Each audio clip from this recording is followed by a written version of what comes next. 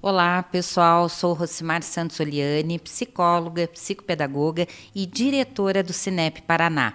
Sejam bem-vindos, diretores, professores, educadores em geral, a mais uma live do Cinep Paraná.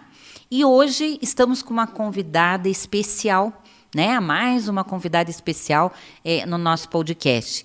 Vamos falar com a psicóloga Isabel Cristina Klein. Que bom recebê-la aqui com a gente hoje. Tudo bem? Tudo bem. Como você está também, Rosimar? Tudo bem, ansiosa aqui para a gente conversar um pouquinho sobre um tema que gostamos tanto de falar, né? Sobre saúde mental. E eu agradeço muito pela oportunidade, né? E pelo convite de falar sobre esse tema, né? Que hoje está sendo tão importante, principalmente nessa fase que a gente está vivendo, das crianças voltando às aulas, né? Então, ótimo. É muito importante, né, Rosimar, que você aborde esse tema da saúde mental. Muito bem. Então, Isabel, e para a gente começar esse bate-papo aqui hoje, eu quero que você, primeira coisa, fale um pouquinho quem é Isabel Cristina Klein. Eu sou Isabel Klein, como disse a Rosimar já, né? E sou psicóloga clínica há 21 anos. Tenho formação em gestalterapia e atualmente eu trabalho mais com a terapia MDR, né? E estou aqui muito feliz, né, por essa oportunidade de estar falando de um tema tão importante para nós, e eu vejo que esse tema ele tá muito presente, né, nessa atual situação, né, da pandemia. Tem aparecido de forma muito mais constante, né? Porque as pessoas estão falando mais, né? Sobre a saúde mental. Isso mesmo, falar sobre saúde mental sempre foi importante, mas as pessoas sempre associaram falar sobre saúde mental como se fosse apenas falar sobre felicidade. Exatamente. Né? E eu acho que está na hora realmente de a gente conversar mais e justamente para a gente poder passar para as pessoas, principalmente, até algumas coisas em relação ao autocuidados, né? Que eu acho que é importante até para a gente conversar e esclarecer algumas coisas aqui para o nosso público.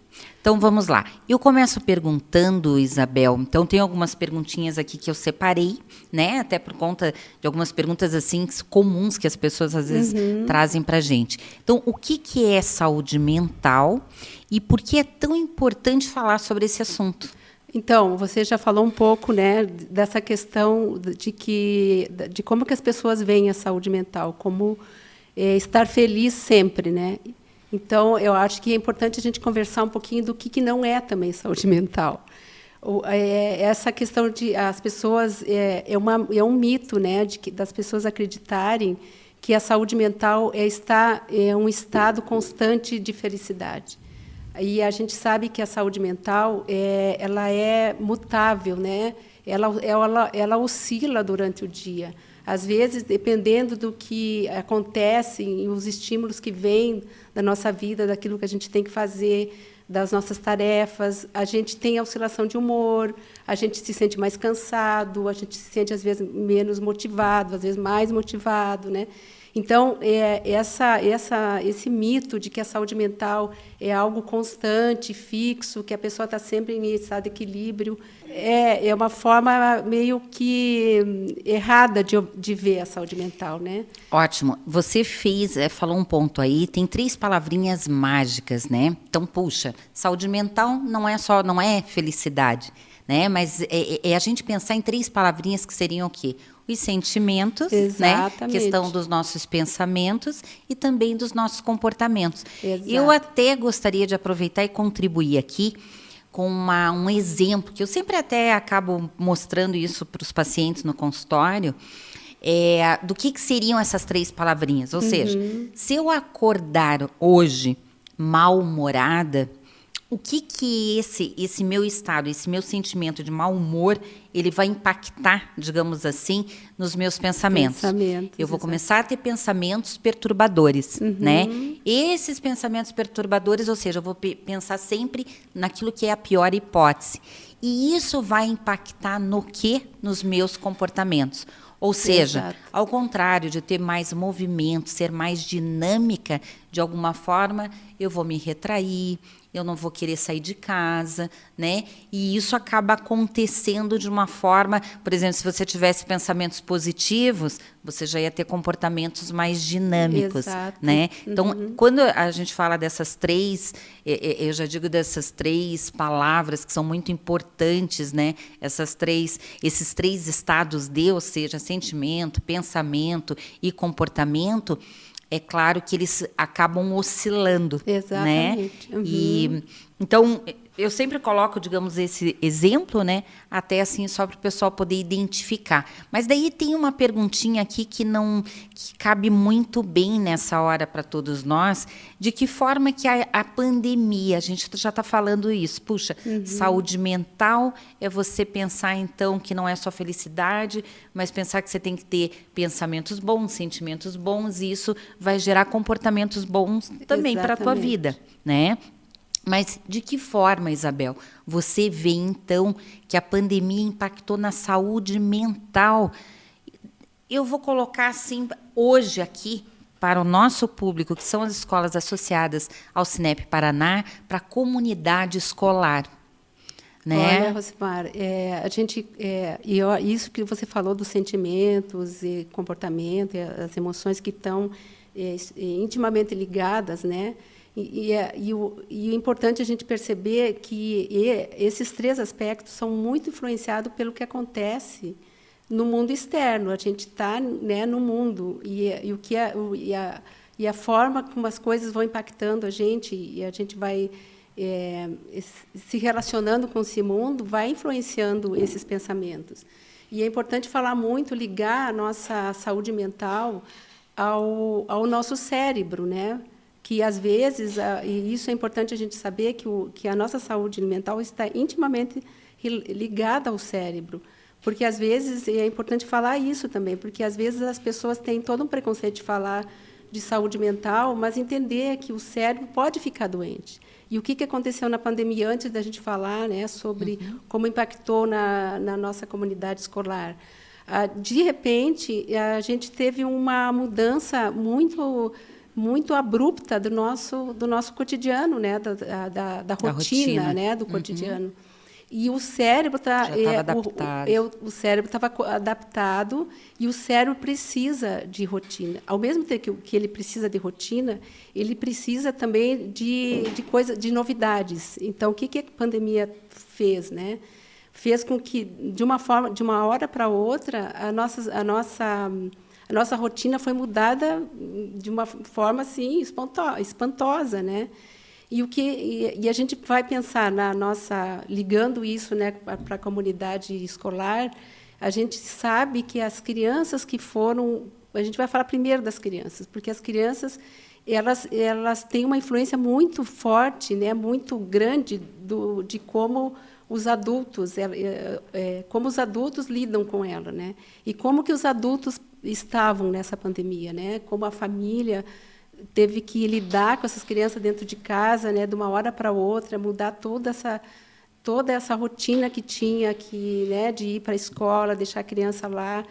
Você sabe que eu vi uma pesquisa da Datafolha, eu acredito que tenha sido em agosto desse ano, onde mostra exatamente isso que você está falando. Você vê, 64% das crianças, elas apresentaram, no caso, a questão da ansiedade, né?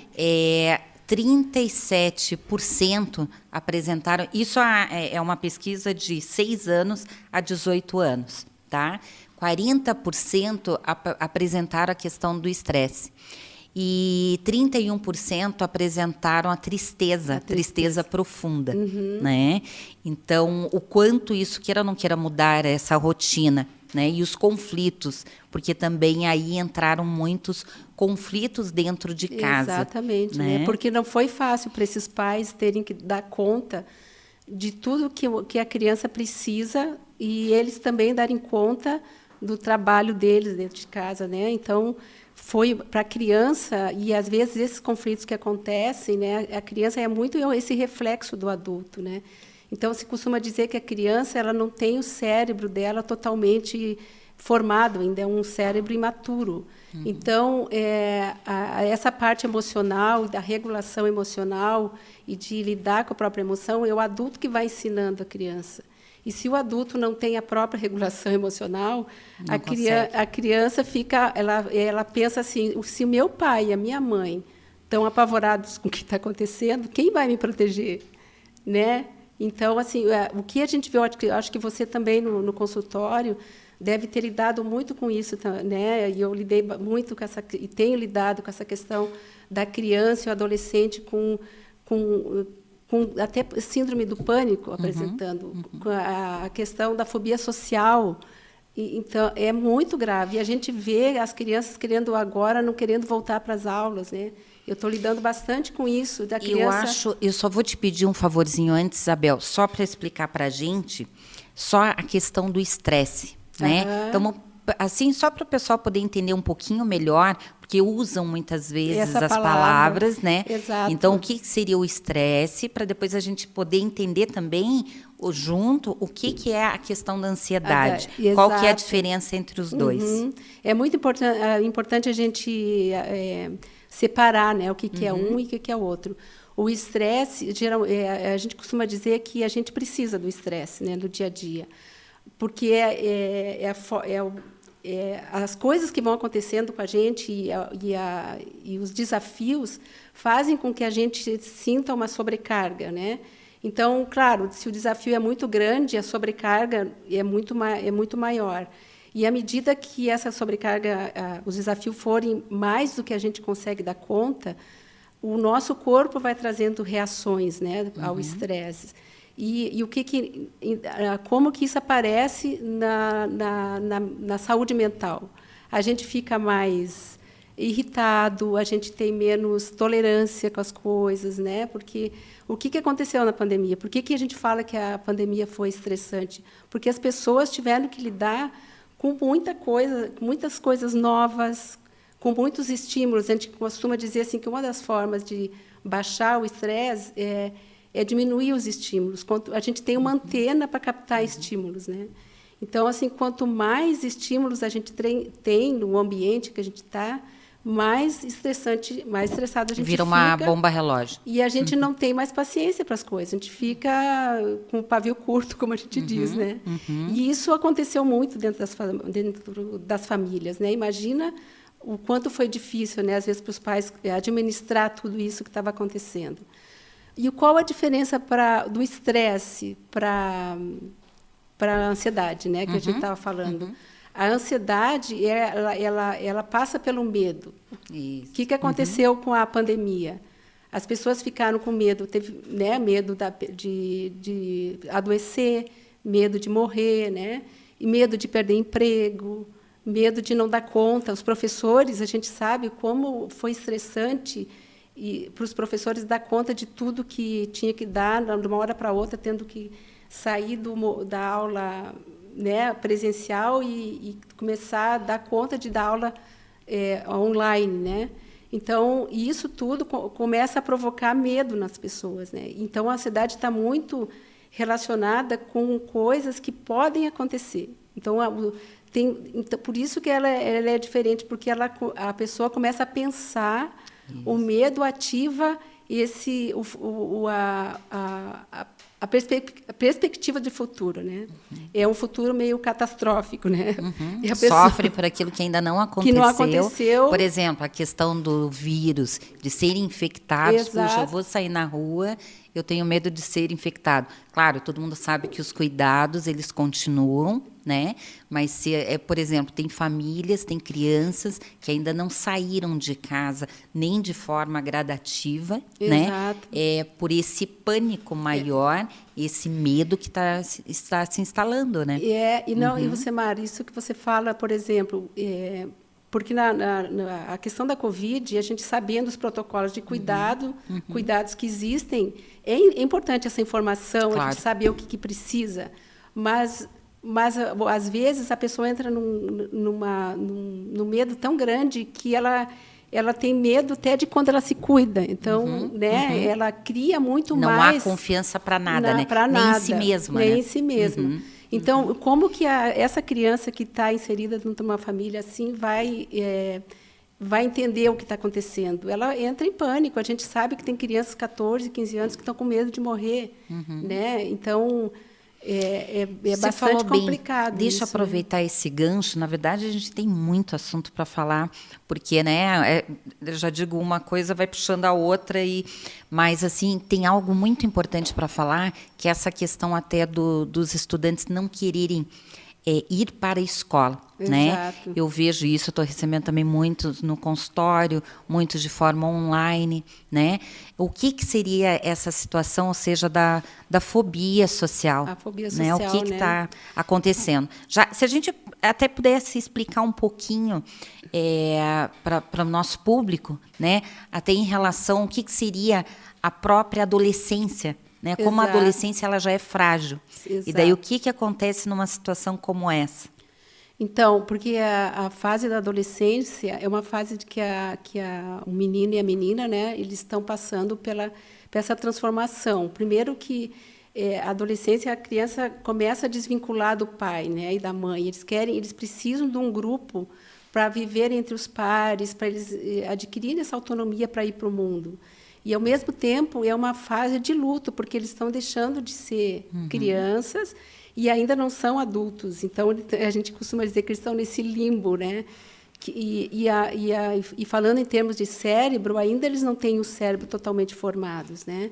Então, é muito delicada a fase da adolescência. E o que a gente percebeu na pandemia é que as crianças e os adolescentes, esse afastamento, né, foi provocando essa reclusão. E quando a gente fala da ansiedade e do estresse, a gente tem que falar também da depressão e da tristeza, que é esse recolhimento, né, quando a pessoa começa a entrar numa tristeza e um desânimo. O que se viveu muito? Os adolescentes viveram muito tédio, porque o adolescente precisa de estar no mundo explorando e experimentando, né? É uma fase de experimentação, né, da vida, né, por eles mesmos, né, sem ter esse acompanhamento dos pais. E isso foi cortado, né? O que aconteceu? Muitos adolescentes estão meio que, vamos dizer a palavra forte, assim, viciados em jogos, né? Que foi o que deu prazer para eles nessa fase, né? E os pais às vezes não podem acompanhar. A gente sabe qual é a realidade dos pais também nessa situação, né? E esse tédio vai dando uma sensação de tristeza e de reclusão, de se afastar, de se isolar, né? Então, é muito importante os pais e professores e educadores estarem prestando atenção a essa questão, né, também. Eu escuto muito os adolescentes falando, por exemplo, puxa, durante a aula online, eu não ligo a câmera, eu não quero que me vejam. Exato. Daí, quando você pergunta, puxa, em relação às aulas presenciais, né, as semanas que já são... puxa, eu não quero ir porque faz tempo que eles não me veem, a questão da autoestima, você percebe que ela está bem rebaixada. Exato. Né? E uma coisa que eu percebo é que eles têm medo, um dos medos é que eles não conseguiram acompanhar todo o conteúdo, muitos não conseguiram. E daí eles falam assim, eu vou chegar lá e o professor vai ver que eu não sei. Então, é Olha muito só que interessante, eu acho isso. que é até bacana a gente pontuar isso para o pessoal. Tem a questão da autoestima, que, na verdade, o adolescente sempre teve aquela questão realmente da imagem distorcida. Exato, né? exato. Ela já tem que ser trabalhada na adolescência. Tem essa questão agora realmente de, puxa, como que eu vou ser inserido novamente dentro da escola, né? Que a aceitação vai ser essa, sendo que faz tempo exato, que eu não... e como que vou me relacionar com os amigos, né, com os Como colegas. que vai ser essa questão dos conteúdos? Eu escutei muito já. Que eles falam assim, olha, durante 2 anos, eles se percebem não ter assimilado os conteúdos. Né? E quando você pergunta, puxa, em relação às provas, puxa, muitas provas foram com consulta. Exato. Né? E agora o receio de chegar literalmente no presencial e se dar conta que, na verdade, existe uma defasagem de conteúdo. Isso eu percebo realmente que, para essa faixa etária, principalmente do Fundamental 2 e o ensino médio, está muito forte, né? Bom, mas vamos lá. Então, a escola tem alguns desafios pela frente e é importante, então, falar sobre saúde mental dentro da escola. Então, a gente está falando aqui, por exemplo, alguns pontos em relação aos estudantes, né? E agora, quando a gente fala, nós já iremos também para a família, de uma forma geral, falar um pouquinho do que seriam esses conflitos familiares que de alguma forma também afetam as nossas crianças, né? Porque as crianças nada mais são do que o termômetro, né? De muita coisa que acaba acontecendo ali na sua vida familiar. Mas em relação aos educadores também, né? Como que você está vendo hoje os professores, os colaboradores, os gestores, né, dentro da escola? Então, Rosimário, o contato que eu tenho tido com esse público tem me preocupado bastante também, porque eu vejo que o professor ele foi muito desafiado nesse período, né? E de uma hora para outra, para começar, ele estava dando aula normal, né, dentro de uma rotina, né, da aula presencial, e ele teve que se virar, né, de achar instrumentos que ajudasse ele a transmitir a aula através os desafios tecnológicos. Teve que descobrir, então foi muito estressante e desafiador para o professor. Eles falam muito dessa questão de eles não conseguirem acompanhar e eles entram numa ansiedade muito grande por não conseguirem acompanhar os alunos e saber como que cada um está se desenvolvendo ou não. Porque o professor tem essa responsabilidade, ele se sente responsável por isso, né? E ele sofre com isso. E também a carga horária dos professores. Mudou muito, né? Mudou muito, né? Porque é muito mais desafiador preparar essas aulas, além de reuniões fora de horário, e muitas coisas que eles trazem sobre essa questão de como que funcionou depois, né?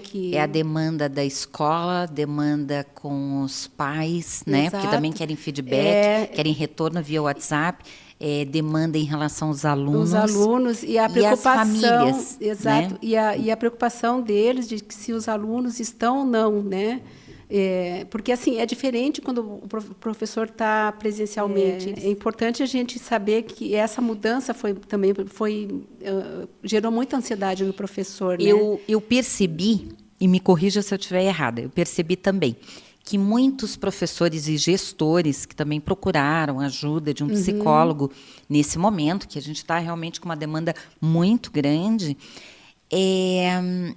eu percebi o seguinte, que muitos, a queixa é que não estão dando conta, além da realidade da escola, do seu trabalho, da demanda da familiar. Exato, então, os conflitos, porque, puxa, o professor está exercendo a sua atividade de professor, né, de forma remota, mas a criança também, que ele tem 2, 3 crianças ali, também estão precisando de atenção. De alguma forma, muitos esposos ou esposas, às vezes não são da mesma área, também existe ali um certo conflito para dar conta, quem que vai ficar com a criança, para o marido poder trabalhar, ou a esposa. Como que você viu também essa situação em relação aos professores, educadores de uma forma geral? Sim, essa é uma questão que eles trazem, né, Rosemar? E tem provocado a síndrome de burnout, né, nos professores, né? E é uma ansiedade tão forte que eles apresentam que eles ficam com incapacidade de trabalhar. Isabel, eu vou te pedir só uma vírgulazinha aí. Síndrome de burnout. O que é exatamente, para todos poderem ter essa informação, para saber se, de alguma forma, às vezes precisam de ajuda? Então, quando a pessoa chega num ponto de estresse e de exaustão, que ela não consegue mais, ela nem consegue administrar a vida dela. Bom, Isabel, então, em relação à síndrome de burnout, o que você poderia falar aos professores, né, para que eles possam realmente preservar a sua saúde mental nesse momento? Eu vejo assim que muitos professores, inclusive, acabaram desistindo, né? Até Exato. pelo amor da sua profissão, em função da depressão, da ansiedade, né? Desse transtorno, né? No caso dessa síndrome. Aham. Então, o que você vê, digamos assim, de saída para o professor, para que ele não tenha que desistir, digamos assim, dos seus sonhos, né? Então, Rosimar, eu entendo que essa síndrome é tão assim, ela acaba trazendo tanto um impacto negativo na vida da pessoa, que a pessoa precisa de uma ajuda, né? A primeira coisa é buscar ajuda profissional, né? Para que ele possa sair disso e se perceber melhor, porque a pessoa fica até com capacidade de perceber qual caminho tomar para sair daquilo ali, né? E tem várias dicas assim de saúde, em primeiro lugar, não se sentir culpado pelas coisas, né? O professor levou muito para si mesmo, né? E ele perceber que ele não está sozinho nessa situação da pandemia que a gente passou agora, porque passou e está passando, né? E porque assim eu vejo assim que cada professor ficou dentro da sua casa nessa situação, meio que se sentindo responsável pelo que está acontecendo, né? E com toda essa pressão e com toda essa carga, né? Então, em primeiro lugar, é buscar essa ajuda, e uma ajuda profissional, né? E perceber que ele não é o único responsável por tudo que está acontecendo com os alunos, e começar a perceber na vida dele o que ele pode fazer também. A gente vai falar um pouco sobre isso, né? Sobre os cuidados, a questão do autocuidado, né? Como que a gente pode se cuidar para manter uma saúde mental mais positiva, né? Tem um ditado que diz que para você cuidar do outro, você precisa Exato. primeiro cuidar de você. Então, né? a gente fala muito disso, né? Nós, como profissionais da saúde mental, a gente sabe disso para a gente também, porque a gente está sempre cuidando e olhando para o que o outro precisa, né?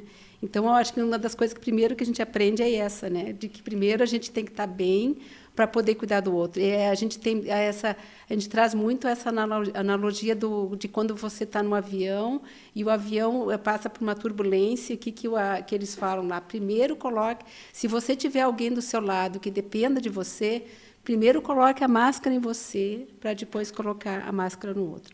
Porque se você ficar sem ar, você não ajuda mais ninguém, né? Então essa a situação que a gente está vivendo, né? Cada um tem que primeiro, não é questão de egoísmo agora, é cada um poder se preservar e cuidar de si para ter energia para poder cuidar do outro, né? Tá, eu tenho uma perguntinha para você que é importante. A gente já vai voltar para dentro da escola, já digo para o pátio da escola, mas agora eu quero ir para casa, como se diz. Eu quero para dentro das famílias, né? Que para a escola também é um desafio, sempre foi, né? Quem tem escola sabe realmente o quanto é difícil, às vezes, a comunicação e a parceria escola e família. E nesse momento, né, eu acho que houve, digamos também, está havendo uma dificuldade muito grande para as escolas na comunicação, numa comunicação efetiva e eficaz com a família. Primeiro que muitas crianças ainda estão em casa, né? Principalmente as crianças de educação infantil, que infelizmente também houve, eu vejo isso também no consultório, a questão do desenvolvimento infantil, o quanto isso vem impactando também, até na questão da fala, né, da criança, entre outros, né? E segundo, o que você poderia colocar, então, para a gente em relação a essas famílias, esses conflitos familiares, né? A gente está recebendo muita psicoterapia de casal, né? São muitos os casais. E como que você está vendo essa demanda, Isabel? Olha, eu acho que tudo começa na família, né? Porque a gente vê que quando a gente fala do professor, a gente fala da família do professor. Quando fala da criança, fala da família da criança, né? E essa situação da pandemia, os conflitos familiares aumentaram muito, porque as pessoas estavam muito próximas e tendo que lidar com toda essa carga que a pandemia trouxe, né? E quando você fala o que a escola pode fazer, é levar informação para esses pais, né? E tentar acolher, ouvir o que eles têm a dizer. Porque, na verdade, eles também, como todos nós, né, não tem quem não foi atingido pela pandemia, né? E muitos ficam desorientados sem saber o que fazer, né? Não consegue ter uma clareza do que é importante fazer, né? Para ajudar essas crianças e né, ajudar os filhos e ajudar a si mesmo, né? A própria família, né? Muito importante o que você está falando aqui sobre as famílias que estão vulneráveis, Exato. né? Não sabem exatamente o que fazer. A gente vê vários casos. Mas a escola também está recebendo crianças, né? As crianças que já estão indo no presencial, os jovens, né? No caso, os adolescentes também. No sentido das demandas que estão aparecendo para a escola, e isso preocupa, porque tem muito a questão agora da educação socioemocional, para saber se a escola está preparada também para receber crianças, ou seja, enlutadas. Exato. Né? A gente sabe essa questão do luto, porque pare para pensar que antes, claro, sempre houveram casos de perdas muito cedo, né? Mas é claro que a perda natural que vinha para a família era algo, digamos, mais esporádico, né? E no caso hoje a gente está falando de 600 mil mortes. Exato. Então a gente fala também de famílias nessa hora. E como essas crianças, como esses pais, e principalmente também como esses professores lidarem com dificuldades, ou seja, com essa carga emocional forte que está indo para a escola e que a criança ainda não está preparada, muitas vezes, para saber sobre os conteúdos da escola, mas sim ela precisa de uma escutativa maior, porque ela também não está dando conta do que está acontecendo em casa. E essa questão do luto, né, que muitas crianças estão passando, famílias estão passando, e crianças que perderam pais, né?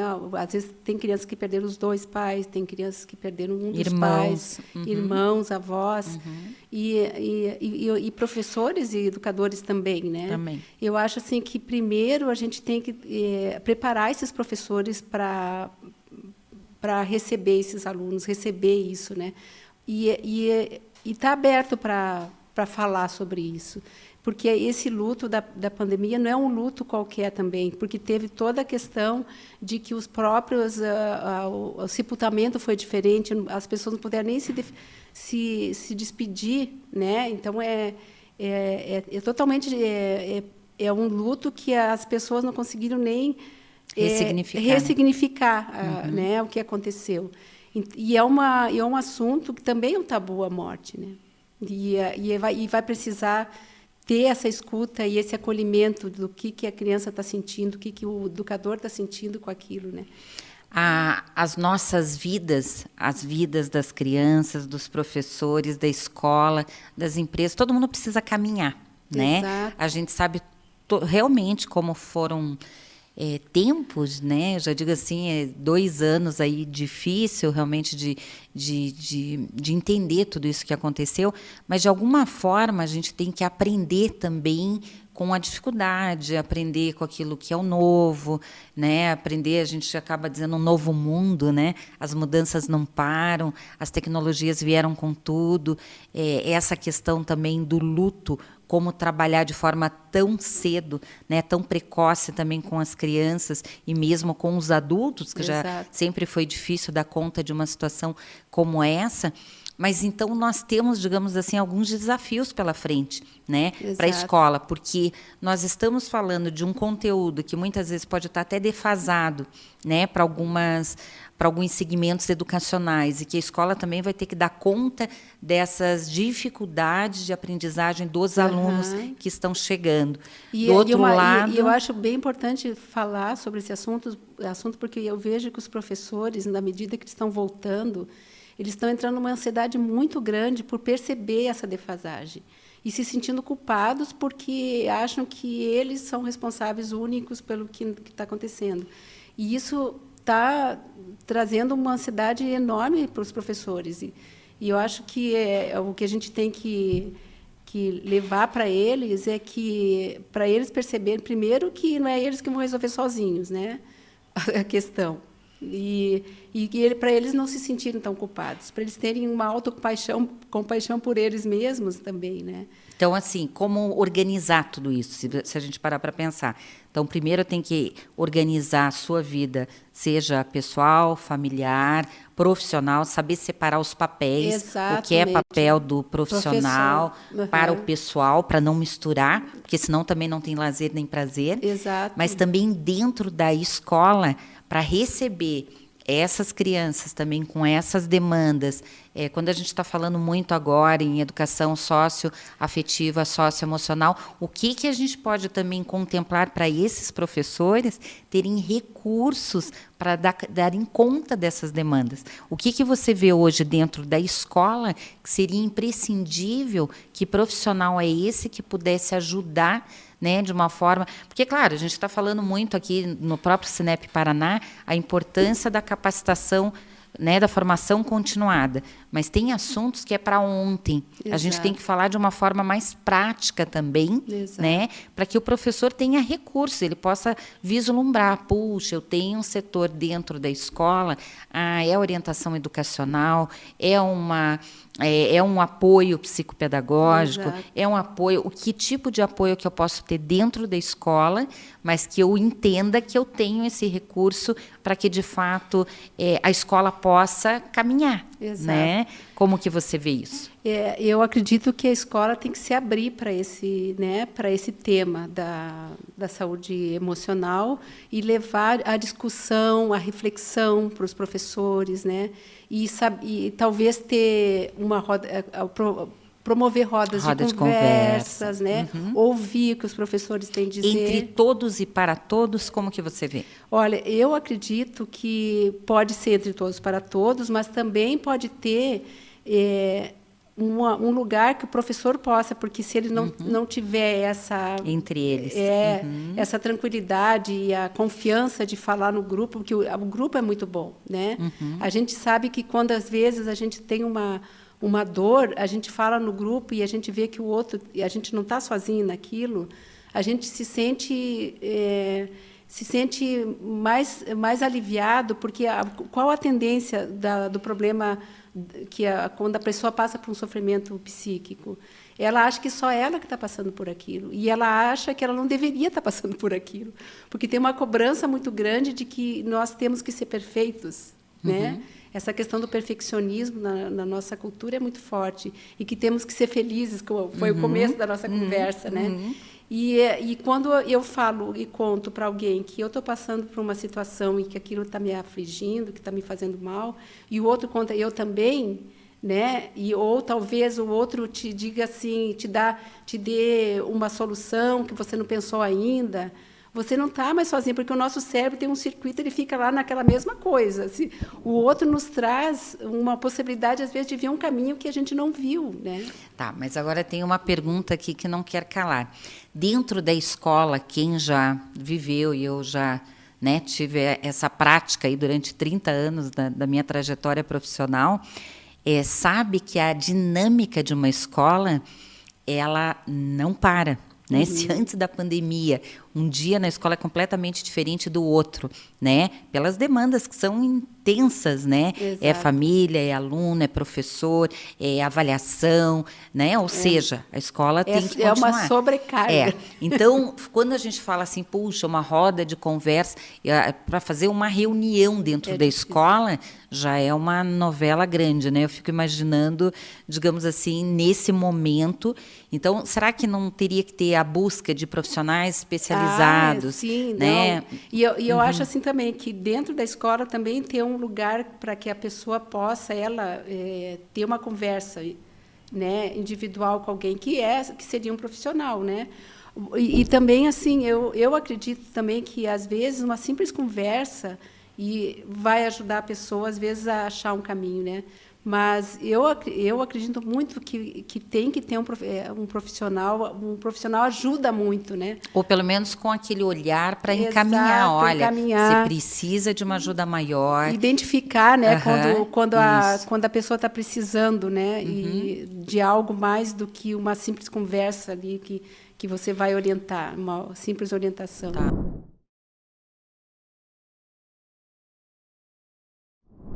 Isabel, então vamos falar aqui um pouquinho agora dessas estratégias de autocuidado. E tem uma perguntinha aqui também para o final que eu acho muito importante, até por conta...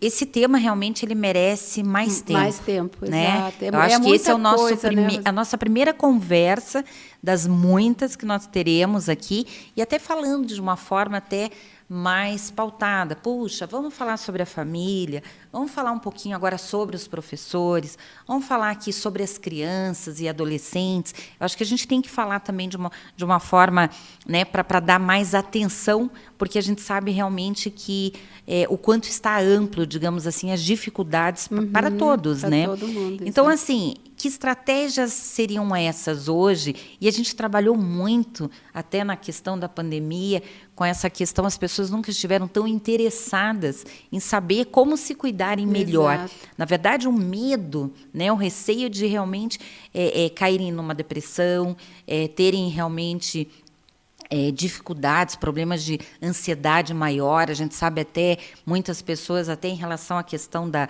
alimentação, o quanto mudou, a atividade física. Exato. Então, fala aqui para a gente um pouquinho que estratégias seriam essas hoje, a partir do momento que eu quero estar bem comigo mesma, para realmente eu poder cuidar do outro, seja da família ou seja da escola. Então, as estratégias de autocuidado, cuidados, elas são muito importantes, né, Rosimar? Por exemplo, a gente fala da alimentação, né? De cuidar da alimentação, de fazer uma alimentação mais saudável. A gente fala muito da questão, porque quando a gente pensa na saúde mental, a gente pensa no cérebro também, né? Água é o nosso cérebro, né? Água, por exemplo. O nosso cérebro é formado, grande parte, por água. Né? E ele precisa de hidratação. E a gente acaba... O que a pessoa acaba acontecendo no dia a dia por essa pressão que tem, né? Por dar conta, por produzir? Ela esquece até de tomar água. A atividade física também, né? O quanto é importante se movimentar, né? A questão do sono, gente, fundamental. 8 horas. O sono é uma das coisas que precisa para o cérebro, para o corpo se recuperar. Concentração, memória. Aprendizado, tudo passa por aí. A questão de se autorregular também emocionalmente, porque quando a gente está sem dormir, a gente fica irritado, né? Não temos paciência para ouvir, nem para aguentar mais nada, né? Porque a gente fica até para trabalhar, para tudo. Dormir 8 horas, pelo menos, né? É fundamental.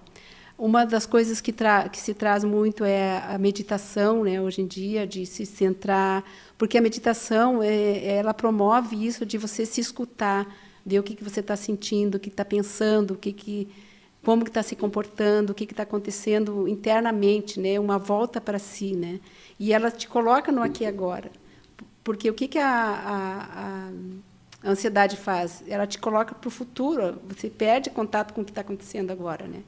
Então, a meditação está se falando muito, né, nessa pandemia, de quanto que a meditação ajuda também a gente se colocar no presente, entrar em contato consigo e ficar mais tranquilo para lidar com as coisas do dia a dia, né? E quando você percebe, assim, muitas pessoas falaram, puxa, Rosimar, eu segui vários passos, várias dicas, né, de rotinas saudáveis, né? Desde o momento que eu acordo, porque eu vejo isso até no consultório, à medida que os movimentos, porque, na verdade, até a questão da psicoterapia, ela é importantíssima, porque, queira ou não queira, a partir do momento que você tem um conhecimento maior, Exato. A questão do autoconhecimento, né? Então, assim, sobre si mesmo, ou seja, você consegue ter movimentos que mudem a tua vida. Exato, então, é claro que eu sempre digo assim, que o consultório é 1 hora ali, literalmente, para você falar e para você cuidar de si mesmo. Mas, na verdade, os movimentos que serão significativos é o que você vai fazer dentro da tua rotina. Puxa, se essa rotina ela não está saudável, o que eu posso fazer? Porque significa que o teu cérebro já está dizendo, olha, eu já estou exausto com isso que você está fazendo. Já criou um certo tédio até. Então, o que eu posso fazer para mudar a minha rotina, para que eu tenha movimentos e dessa forma eu me sinta mais saudável, né? Exato. Então... E, Rosemar, você tocou num assunto tão importante, né, para a gente que é psicoterapeuta e sabe, né, o quanto o autoconhecimento traz poder.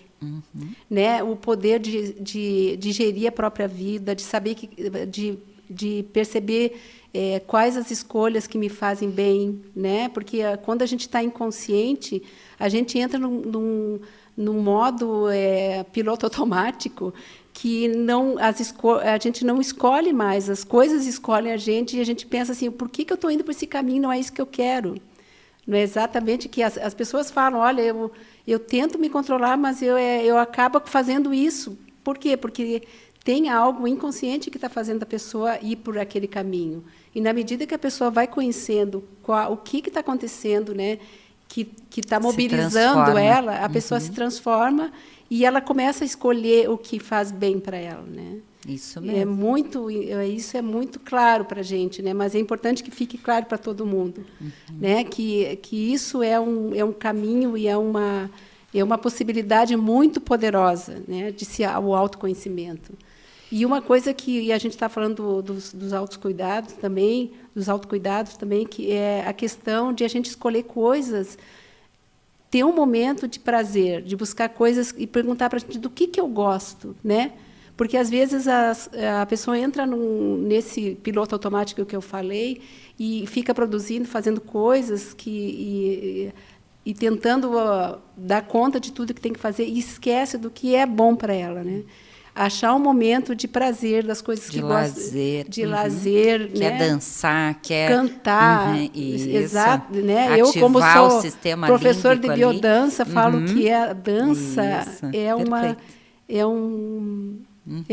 um recurso maravilhoso. Botar um fone no ouvido, escutar uma música e sair dançando em casa, na hora que está cozinhando, sei lá o que fazendo. Né?